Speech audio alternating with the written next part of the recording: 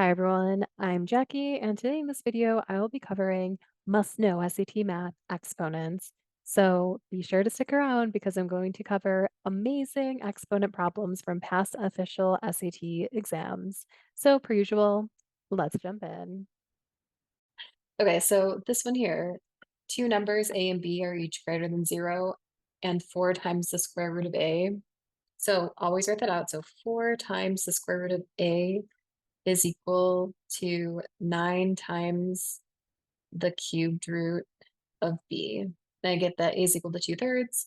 And for what value of x is a of x, a to the x equal to b. Okay, so let's see. First, I could divide each side by 9. So 4/9 square root of a is equal to the cubed root of b.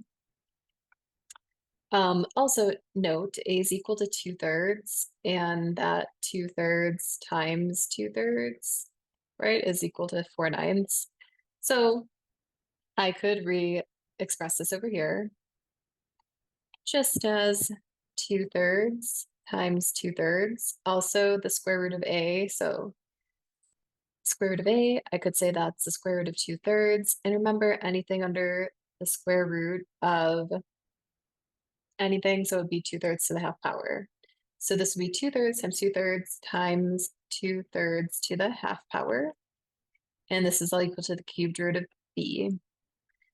So I have the same base, 2/3. And remember, there's an invisible exponent 1 here. So basically, I can now add the exponents. So this would be 1 plus 1 plus 1/2 is equal to the cubed root of b.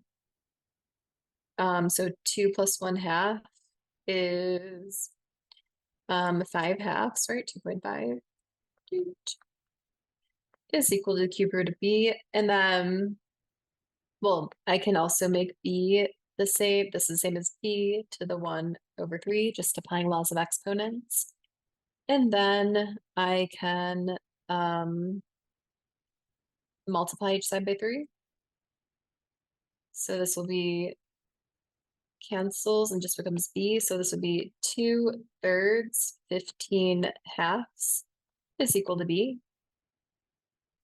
And I'm asked for what value of x is a of x equal to b. Well, this is what I have, 2/3 x or 15/2. Wait, 15/2 is equal to b.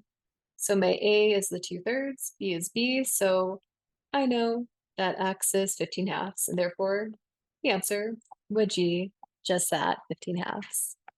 Okay, so I think, well, I think it's highly probable on August SAT you'll see an exponent problem. Maybe it'll be easy, like the one I showed before in the previous videos. However, it could be more advanced. This would be a more advanced one. Hopefully you loved it and it's amazing. Okay, but let's also look at another one. So here I have 5 to the x minus 5 to the x minus 3 equals 124 times 5 to the y. What is y in terms of x? Okay, so whenever you see problems like this, if you get one like this in August on the SAT, what you want to do is reverse engineer. So I can factor this. I can do 5x minus 3, and this is 5 cubed minus 1 is equal to 124 times 5 to the y. Okay, why am I doing that? Because this, just to show, I know it could be hard to see that this would be 5x minus 3 plus 3.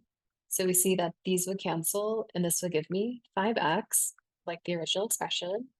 And then if I distribute it here, this would give me just 5x minus 3, which is exactly what I had, right? 5 to the x minus 5 to the x minus 3. Okay, so hopefully that's clear. So in doing so, that will give me 5x minus 3 is 124. 124 times 5 to the y. I can divide each side by 124 if I want. I will. And then I get that. So 5x minus 3 is equal to 5y. And then I'm asked for y in terms of x. Well, y is equal to x minus 3. And that's the answer. So amazing, right? Okay. And then that's what I mainly think will definitely be tested in August. So rearranging equations, functions, geometry, trig, some exponents. Of course, all the other concepts that you hopefully have done some blue book exams and you've seen that the discriminant is on every exam. Vertex form was in this video too. Know your quadratics really well. Um, and as long as you know all that, I think you'll be okay. But I did put some honorable mentions here for those of you who've stuck around for the whole video. So let's look at this amazing exponent problem. Okay, so first thing here is I would take these and always convert them, just like I did in the previous ones, into their exponential form. So this is the same as a to the 2/3 to b to the 1/2.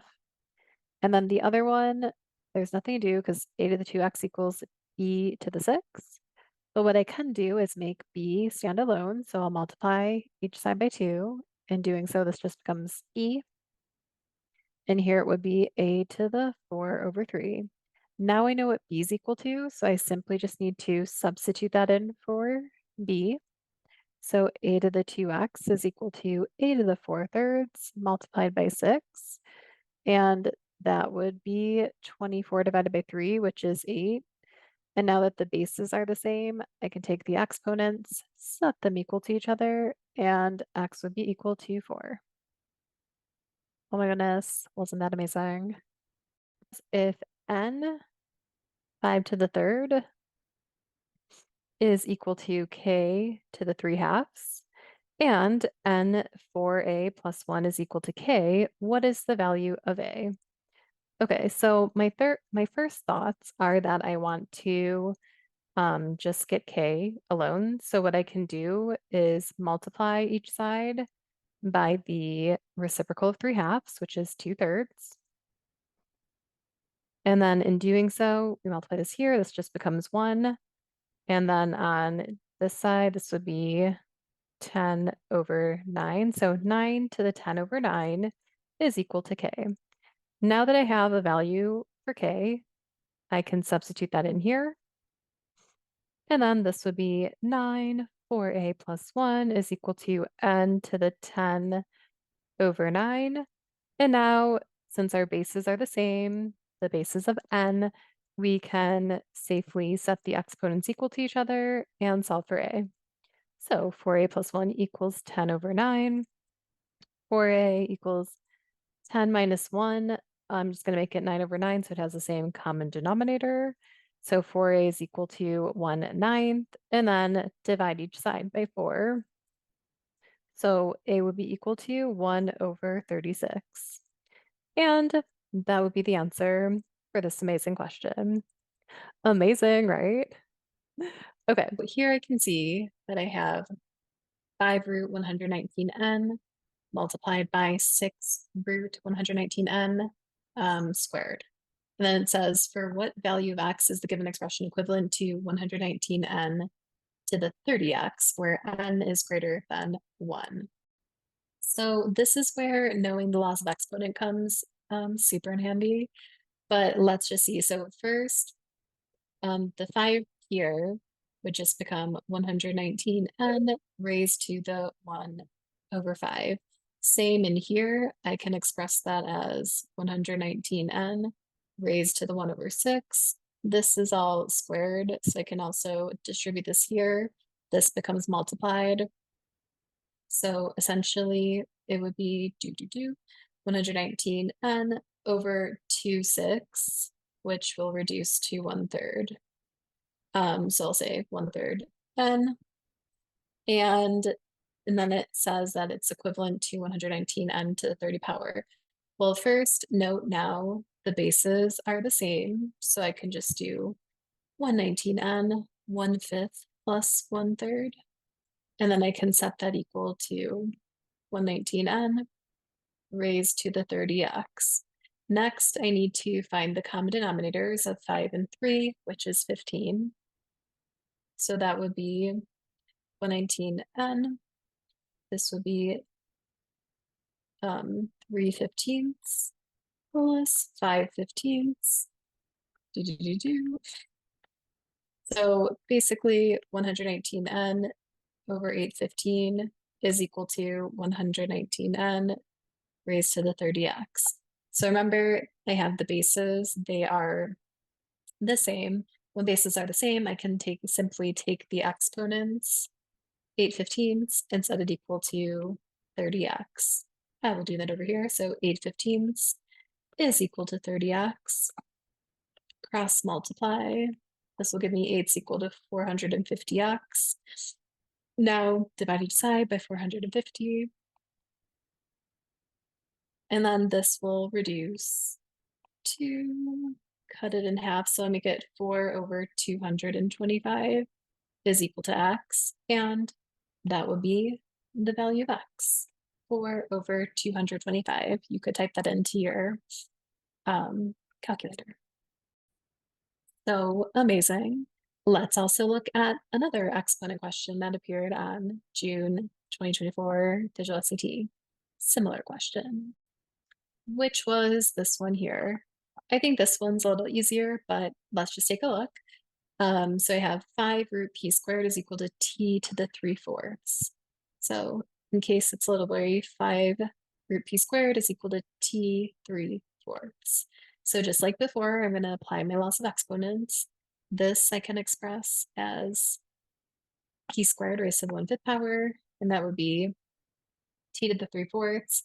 However, it says that t is equal to p to the 2n minus 1, so I can substitute that in here. This would be p 2n minus 1 raised to the 3/4. Now I'm going to multiply the exponents here, and this will give me p over 2/5, and this will be equal to p 6/4 n minus 3/4. And then I have my bases, p's the same, so now I can just set the exponents, well, remove the bases and set the exponents equal to each other. So let's do that. Okay, so I'm gonna also just bring the 3/4 over just to show step-by-step process.